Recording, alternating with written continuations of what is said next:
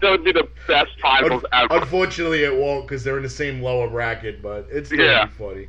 Von Cruz, who later became Big Vito, taking on Bushwhacker Cousin Luke. I'm going to go Luke on this one. And it was Luke. So, Cousin Luke taking on Barry Horowitz in round 2. That'll be a good matchup. Here's a matchup of guys with tremendous physiques that couldn't wrestle. Jim Powers takes on Titus ONeil. Huh. I'm going to go Jim Powers. It was Jim Powers. How about that? You're on a roll, bro. Yeah, I know. I got a couple in a row there. Sin Cara versus the Brooklyn Brawler. Is it really a question? It's going to be the Brooklyn Brawler. Yep, doesn't matter which version of Sin Cara you use. He botches his way out. He botches his way out of the bracket. Jim Powers versus the Brooklyn Brawler, round number 2. Corporal Kirshner takes on Terry Gibbs. I'm going to go Corporal on this one. It was Terry Gibbs, victorious. Oh, I lost my winning streak's gone. Johnny Ace. Johnny Ace, who is also known as John Laurinaitis, takes on Mike Saxon, WCW's version of Michael Jackson. I'm going to go Big Johnny on this one. Big Johnny victorious. Takes on Terry Gibbs in round 2. A man that I don't like putting on this bracket, but unfortunately spent most of his years jobbing. But when you're the ultimate heel, you got to lose to the ultimate good guy. Leaping Lanny Poffo takes on Jinder Mahal.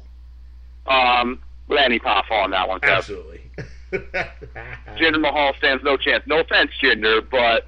Yeah. Anybody else maybe, but not Poffo. Poffo actually knew how to wrestle. It just wasn't used right. Exactly.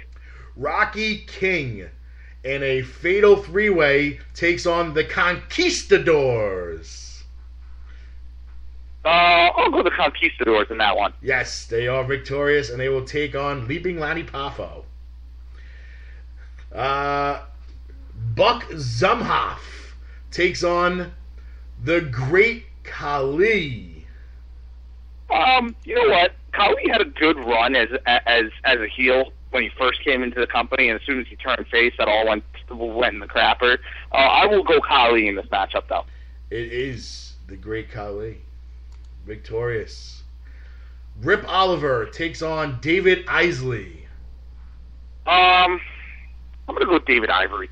David Isley is victorious, taking on Great Khali in round 2. Great Khali could wind up winning a Jobber tournament because he's 7'4". He really could. There's a good chance that he might at least advance to the Final Four. And the sad part is, as I'm going through this list, he might be the only world champion in this bracket, in this entire tournament. Well, I mean, it is a jobber tournament. So, I mean, I'm pretty sure most, if not all, except for Khali, never won a world title. So, yeah. That's sad. Although, I will say, I am on the one-man band train. So, Heath Slater for world champion. Oh, boy. Anyway. Rene Goulet takes on Disco Inferno. You gotta go with the Disco Inferno on that one. I mean, come on, WCW jobber all the way. Yes, Disco Inferno victorious. Buddy Lee Parker takes on Salvatore Bellomo. I'm gonna go Buddy on that one. With who? Buddy? It was the worst Italian gimmick ever, Salvatore Bellomo. Taking on the Disco Inferno in round 2. Tom Stone versus Paul Roma. Yeah, that's so bad because Paul Roma, I liked Paul Roma to be honest, but I'm taking him in this matchup. Paul Roma is victorious and one of the most embarrassing members of the Four Horsemen. Gino Carabello versus the Italian Stallion. I'm Italian, so obviously I'm going the Italian Stallion on that one. They're both Italian, but either way you don't lose because Gino Carabello wins. And he takes on Paul Roma in round 2. A guy that won't give us an interview because he's a putz. Yeah. Brian Adams, also known as Crush, takes on Sergeant Craig Pittman. I'm going to go, I'm obviously going at Adam Bomb, obviously, so. Yeah, I would have to go with Bryan Adams, 7-footer. Yeah, I would go with him. Bryan Adams, and he did win. So Bryan Adams victorious. And he faces the winner of Van Hammer and Dwayne Gill, also known as Gilbert. Gilbert. Who's next? I'm going Gilbert on this one. It is Gilbert. He'll be taking on Bryan Adams in round 2. Norman Smiley takes on Tim Horner. Norman Smiley. Yeah, he won. All 130 pounds of him. Let's see. The Hardy brother that couldn't wrestle, Barry Hardy, takes on Drew McIntyre. I'm going to go Drew. You know, Drew's actually succeeding in the indies right now, so I'm going to go Drew McIntyre. It is Drew McIntyre victorious, taking on Norman Smiley in round 2. The chosen one. Oh, boy. Boris Zhukov taking on Norman the Lunatic. I'm going to go Norman the Lunatic on this one. It was Boris Zhukov.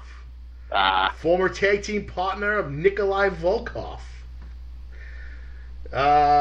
Frank Williams takes on both the Mulkey brothers. Oh, boy. I'm going to go Frank. You gotta go with the 2-on-1. The Mulkey brothers victorious.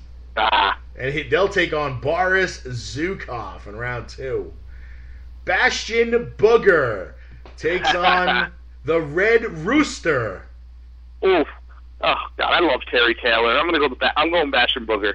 Oh, you love Terry Taylor, but you're going with the Bastion Booger. I know. It's Bastion Booger. He weighs like 900 pounds. I don't know. But it was Red Rooster victorious.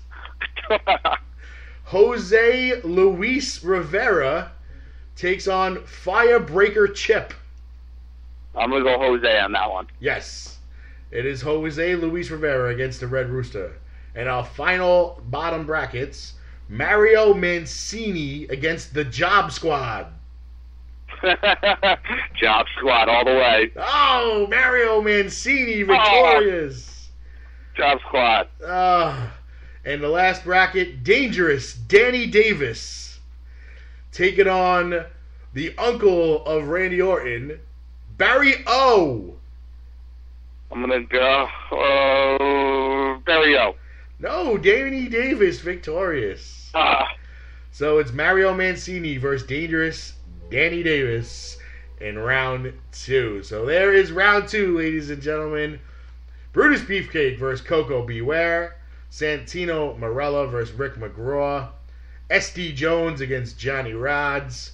Iron Mike Sharp against Bushwhacker Butch. Barry Horowitz against Bushwhacker Luke. Jim Powers versus the Brooklyn Brawler. Terry Gibbs versus Johnny Ace. Leaping Lanny Poffo against the Conquistadors. The Great Khali versus David Isley. Disco Inferno against Salvatore Bellomo. Paul Roma versus Gino Carabello. Bryan Adams versus Gilbert. Norman Smiley versus Drew McIntyre. Boris Zhukov against the Mulkey brothers. Red Rooster versus Jose Luis Rivera. And Mario Mancini versus Dangerous Danny Davis. So that's round number 2. So we'll visit that one next week. That should be interesting. Yeah. God. The entire Job Squad jobbed.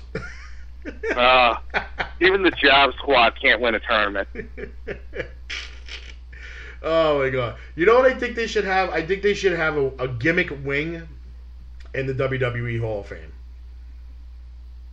How does that sound? They should. You know what? If they're going to do a celebrity wing, they might as well do a gimmick wing. I think it would be cool. I had a bunch of guys, a bunch of gimmicks that I feel that that should be eligible for the gimmick wing, and I have. You know what? You're talking about a gimmick wing. Why don't we do best gimmick tournament? We can get into that. We can probably do that. I think we might be able to come up with some people next week when I'm down in Jersey. So.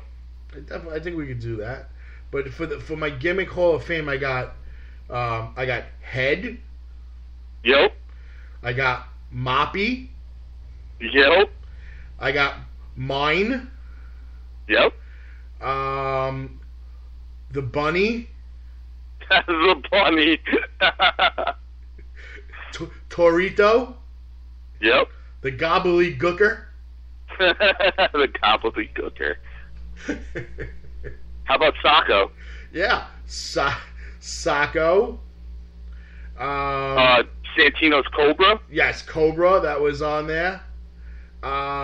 Wait, there was one more. Oh my god.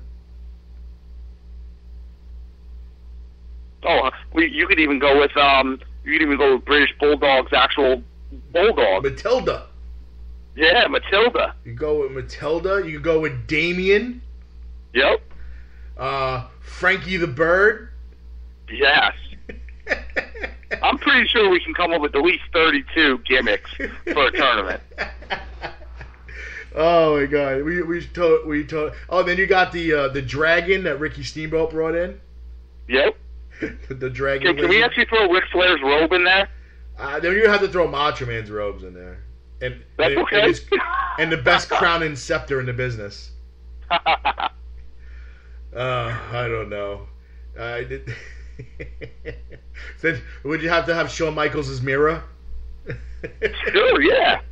When him and Sherry used to walk around with the mirror. Yep. Oh man, I think we could totally do the mix of the best and worst gimmicks tournament. This type of gimmick tournament, like gimmick items, and yep. And then Kane's mask should totally be on there. Yes, Undertaker's urn. Kane's mask. See, this is what we do, guys. Kevin and I just sit here and we just throw random ideas out of our heads, and it works sometimes. It does. At least it's funny. It entertains the down boys. Oh my god! And then we should totally do a tournament of like the gimmick items versus the gimmick owners. All right, now we're going a little bit out there on this, Kev, we're just going a little nuts, but that's because it's closing time. Yeah. Ladies and gentlemen, it's about that time to put episode number 11 to bed and officially put it in the books.